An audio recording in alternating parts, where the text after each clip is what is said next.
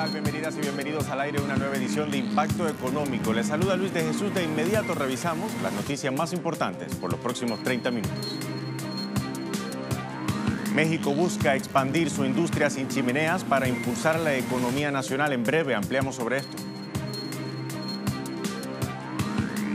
Aumenta la presión sobre China, pese a la tregua en la guerra comercial con Estados Unidos. El crecimiento económico del gigante asiático cayó a un mínimo en 3 décadas en 2018.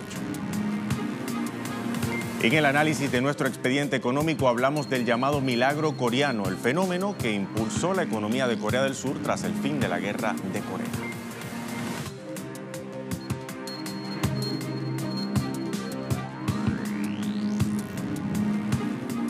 ¿Qué tal? Con América Latina en perspectiva damos inicio a esta edición de Impacto Económico. Hablamos de Argentina. Allí la crisis continuará en lo próximo. Así el gobierno macrista se empeña en disfrazar la realidad. A esta conclusión han llegado expertos en la materia. Para disimular los números malos, economistas oficialistas suman ahora los últimos 4 años de Cristina Fernández para compensar la caída del PIB con derrumbe industrial. Con ese análisis engañoso hablan ahora de una nueva década perdida. Pero si hay algo que no se puede disimular, es la realidad. Desde la llegada de Mauricio Macri al poder, el estancamiento económico se ha agudizado y la distribución de la riqueza ha sido regresiva y desigual, por lo que no es de extrañar ahora el descontento en las calles.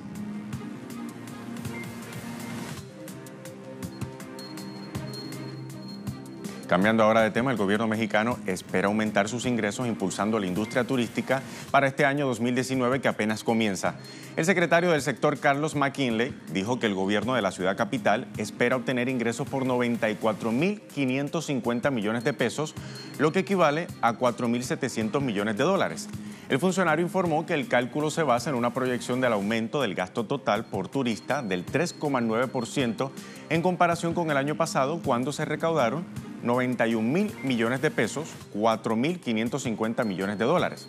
Asimismo, de la suma total planeada para este año 2019 se estiman unos 2.585 millones de dólares que corresponderán al turismo extranjero y 43.493 millones a los viajeros nacionales. En los últimos 11 años, en la capital, se ha registrado una tendencia al alza sobre la ocupación promedio hotelera.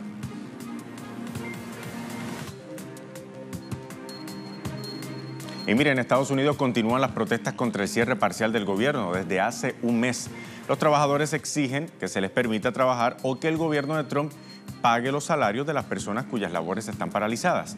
El cierre comenzó el 22 de diciembre pasado, después que el Partido Demócrata se negara a apoyar el presupuesto de 5.700 millones de dólares que exige el presidente Donald Trump para su proyecto prometido en campaña presidencial del muro fronterizo.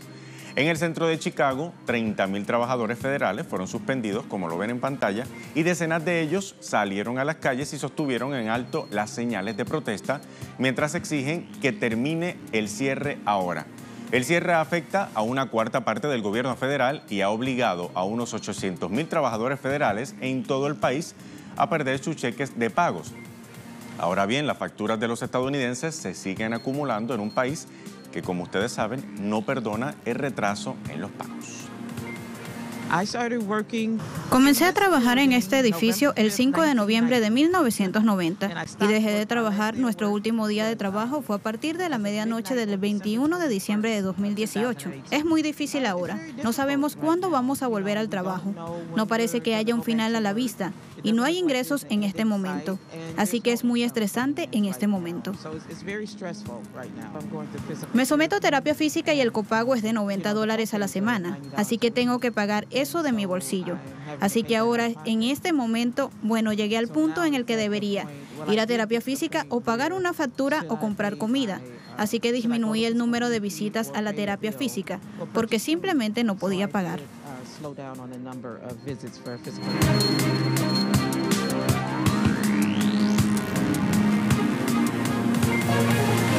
En Reino Unido se podrá solicitar el permiso de asentamiento después del Brexit a través de una aplicación electrónica. Alrededor de unos 3,5 millones de europeos y sus familias se han visto en la obligación de solicitar un nuevo permiso de residencia para continuar legalmente en el país inglés después de que Bruselas sea testigo del divorcio europeo para el 29 de marzo. Sin embargo, los europeos en la actualidad se enfrentan con nuevos desafíos. Los plazos límites para cursar la solicitud son inciertos, oscilando una tentativa fecha de junio de 2021, si existe un Brexit sin acuerdo.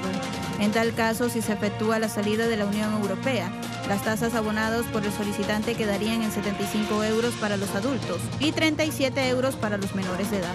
Sin embargo, la aplicación electrónica facilitará a los europeos la reducción de gastos, incertidumbre y papeleo, porque avanza en 3 grandes pasos: verificación de la identidad, justificación del tiempo residenciado en el país y la revisión de los antecedentes penales de cada solicitante.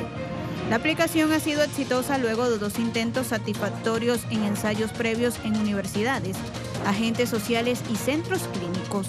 Según evaluaciones del Ministerio del Interior, se puede revisar desde teléfonos inteligentes que tengan la propiedad de Android y está disponible en el mercado a partir de este 21 de enero. No todo lo que brilla en los bancos es precisamente dólar. Rusia, China, India, Turquía y Hungría lo saben. Actualmente estos países le huyen al billete verde para apostar por algo más duradero y milenario, el oro. ¿Pero por qué? Actualmente Rusia posee la 5ª mayor reserva de oro con 2.066 toneladas, representando tan solo un 17,6% de sus reservas de divisas, pero sigue aumentando sus depósitos de metal precioso desde 2006, cuando Moscú decidió incrementar de manera permanente. Por su parte, el gigante asiático cuenta con que los inversores privados poseen una cantidad de oro mucho mayor que el Banco Central, mientras que Hungría, Turquía e India apostaron por el camino de los gigantes rojos, aumentando sus reservas de oro porque los bancos prefieren inversiones líquidas y seguras. La razón: el dólar se encuentra tambaleándose desde que Estados Unidos posee una gran deuda y corre el riesgo de un gran déficit presupuestario, sin contar la tensión mundial que han creado las sanciones y que han llevado a otros países a querer librarse de la dependencia de las políticas económicas lideradas por la moneda estadounidense. Momento de nuestra primera pausa aquí en Impacto Económico. A regreso hablamos de China. El gigante asiático comienza a resentir la guerra comercial que intenta aliviar con Washington. Ya venimos.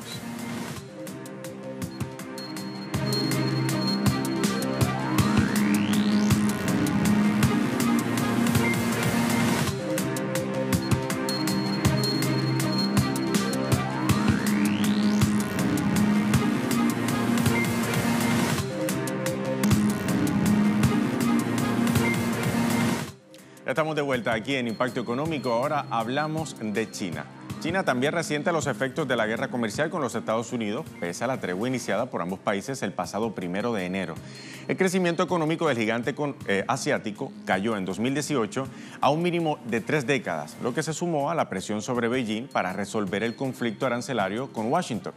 Ahora bien, China se expandió, para que tengan un ejemplo, en 6,6% en comparación con el 6,9% de 2017, según los datos oficiales. El crecimiento en los últimos 3 meses de 2018 cayó a 6,4%, el nivel trimestral más bajo desde la crisis global de 2018. Veamos. Entre la serie de cambios, la presión a la baja sobre la economía está aumentando.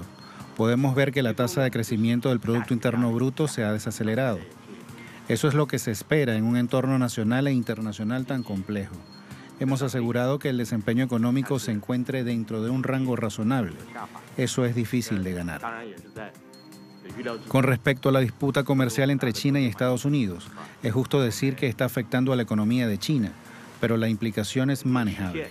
La cifra de importación y exportación que publicamos anteriormente lo demuestra. La disputa comercial no ha cambiado y no cambiará los fundamentos del crecimiento económico de China. La resistencia y capacidad de la economía china para resistir los choques y la tendencia a largo plazo de la estabilidad no ha cambiado ni cambiará. Ahora bien, por su parte, los residentes de Beijing y Shanghái dicen haber sentido ya el impacto de su economía de enfriamiento. La economía china se enfrió en el 4º trimestre bajo la presión de la demanda interna vacilante y los aranceles de Estados Unidos. Ahora bien, la situación fuerza a Beijing a lanzar nuevos estímulos para evitar una desaceleración más aguda. La razón de la desaceleración del PIB en el cuarto trimestre está en cierta medida relacionada con la guerra comercial con los Estados Unidos. Los Estados Unidos estaban usando su influencia internacional para afectar a sus aliados y países que tienen buenas relaciones con ellos, y China fue algo afectado al hacer negocios con estos países. La guerra comercial tiene un impacto en la economía. La fricción comercial tiene un impacto bastante grande en la presión a la baja del crecimiento económico de China en el cuarto trimestre. De hecho, si miramos en el 2019 y miramos hacia el futuro, la fricción comercial es una variable muy importante. El acuerdo y el marco alcanzado entre China y Estados Unidos en el futuro determina la economía de China en el panorama económico global. Pero pese a los datos, China confía en que es capaz de mantener un impulso favorable de crecimiento económico sostenido y saludable para todo el año 2019. Existen desafíos y oportunidades en el desarrollo económico de China en 2019, con una tendencia hacia el crecimiento en medio de la estabilidad. China tiene las bases, las condiciones, la confianza y la capacidad para mantener su operación económica en un rango racional, para lograr un desarrollo económico sostenido y saludable a medida que el crecimiento económico global se está desacelerando. China es el mayor contribuyente al crecimiento global. China participa en una cooperación mutuamente beneficiosa y beneficiosa para todos con otros países en la apertura. Y existe una gran posibilidad de que China participe en la reforma del sistema de gobernanza económica global. Mientras tanto, estamos acelerando la mejora de nuestra estructura económica, promoviendo nuestra capacidad científica y tecnológica y capacidad de innovación, profundizando la reforma y la apertura y acelerando el desarrollo verde, que enriquecerá el contenido de las oportunidades de desarrollo. Dejamos China atrás, pasamos a otro contexto, todo listo para la cumbre anual del Foro Económico Mundial que arranca este martes en Suiza bajo el lema Globalización 4.0, formando una arquitectura global en la era de la cuarta revolución industrial. La edición 49 del foro, que se organizará en Davos entre el 22 y el 25 de enero, se espera a la cita asistirán más de 3.000 empresarios, políticos, académicos y representantes de las organizaciones no gubernamentales de 110 países y que tengan lugar también más de 350 sesiones. Los grandes ausentes de la cita serán la primera ministra británica Theresa May, el presidente francés Emmanuel Macron y el presidente estadounidense Donald Trump, quien ya dijo que no asistirá a la cumbre por el cierre de su gobierno federal. En días pasados, líderes de este evento aseguraban que la vista estaba puesta en aquellos que habían quedado rezagados en medio del desarrollo económico. Ahora la Oxfam se pronunció sobre la desigualdad permanente a escala global, pero sobre esto vamos a hablar en la emisión de mañana.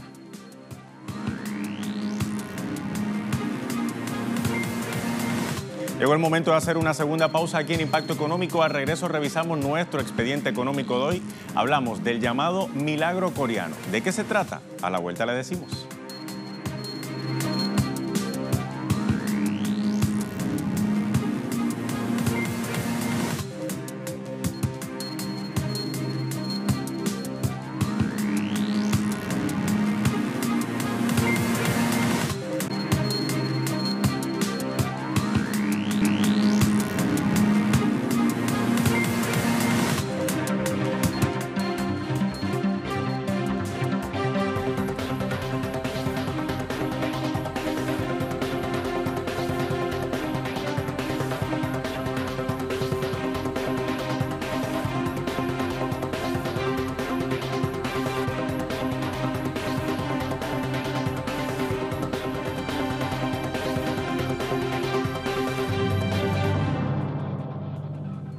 Momento de nuestro expediente económico. A partir de los años 60, el bloque asiático inició su ascenso y Corea del Sur, que se recuperaba entonces de la guerra con su vecino del norte, decidió invertir sus recursos en educación.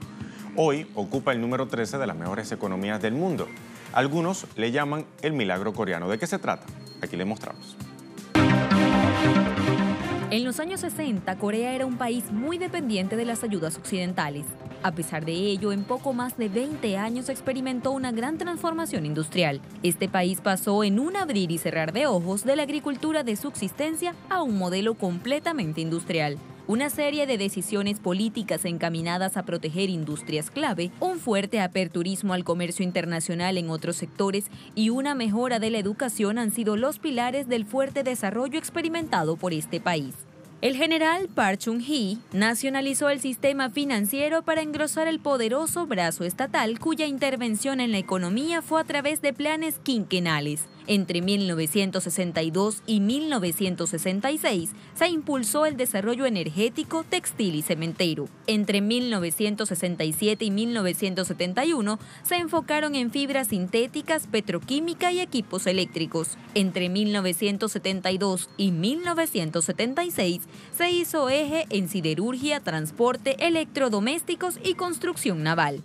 Una vez que Corea del Sur tuvo una industria dominante en ciertos rubros, se abrió a las importaciones y promover que los demás países hicieran lo mismo para exportarles sus productos made in Corea. El gobierno de Park y las entidades financieras del país concedieron grandes cantidades de crédito a las industrias del acero, petroquímicos, automóviles, máquinas pesadas, electrónica y construcción naval. Por otro lado, se redujeron drásticamente las barreras a la importación de bienes que eran necesarios para que estos sectores fabricasen sus productos y maquinaria. Sin embargo, las industrias o sectores que no fueron considerados como clave sufrieron un fuerte aumento de la competencia exterior por el fomento de las importaciones de ciertos bienes ante la asignación de una gran parte de los recursos financieros a las empresas o sectores más importantes. Una empresa grande, eficiente y que invierte en capital cuenta con los ingredientes perfectos para ser productiva y ganar cuota de mercado. Todas estas medidas estuvieron impulsadas por el general Park Chung-hee y sus hombres de confianza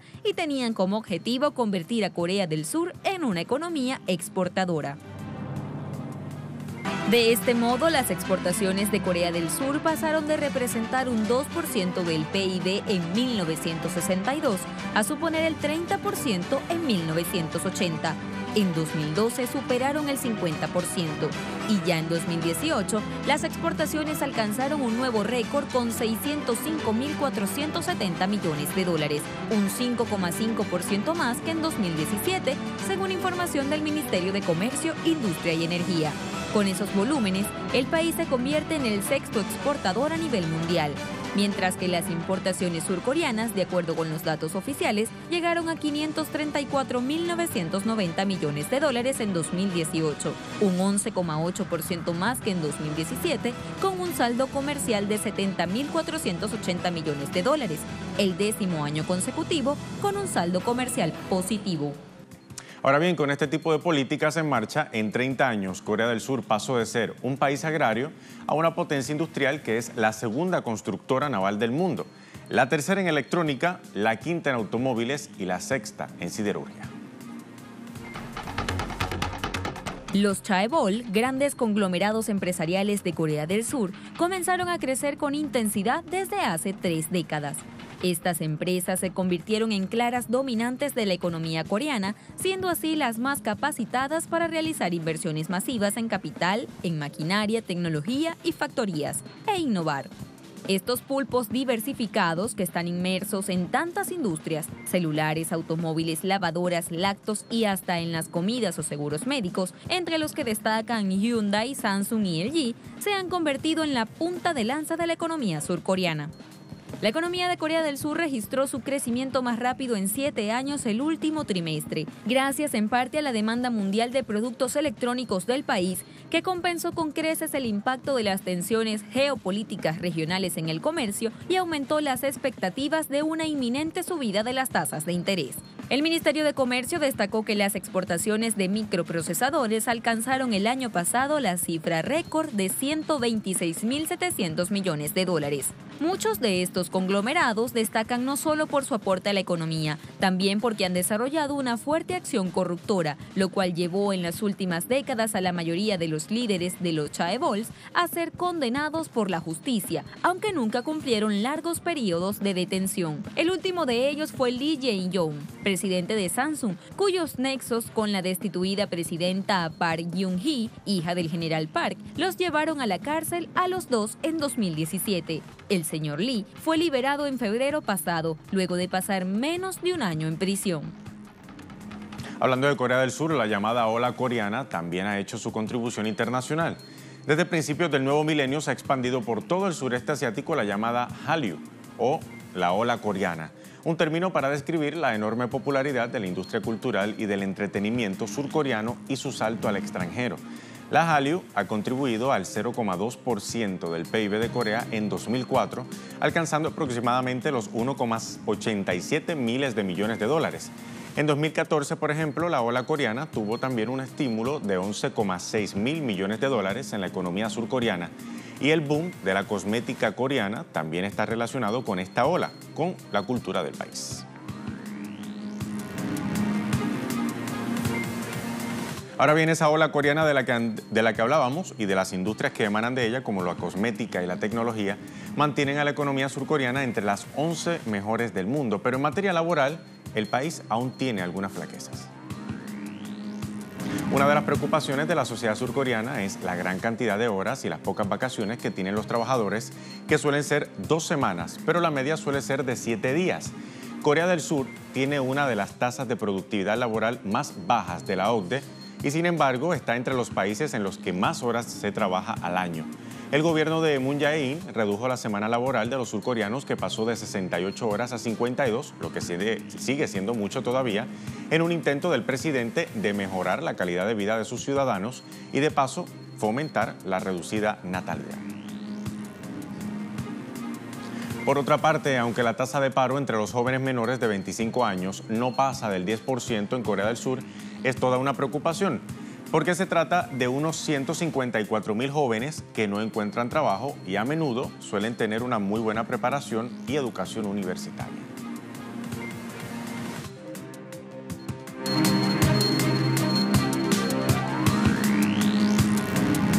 Llegó el momento de revisar los indicadores del precio del crudo al inicio de la jornada de este lunes. Cuando apenas estamos comenzando la semana laboral, lo hacemos revisando el barril del crudo internacional de referencia en Europa, el Brent, que cayó hoy levemente en 0,03% hasta un precio actual de $62,68.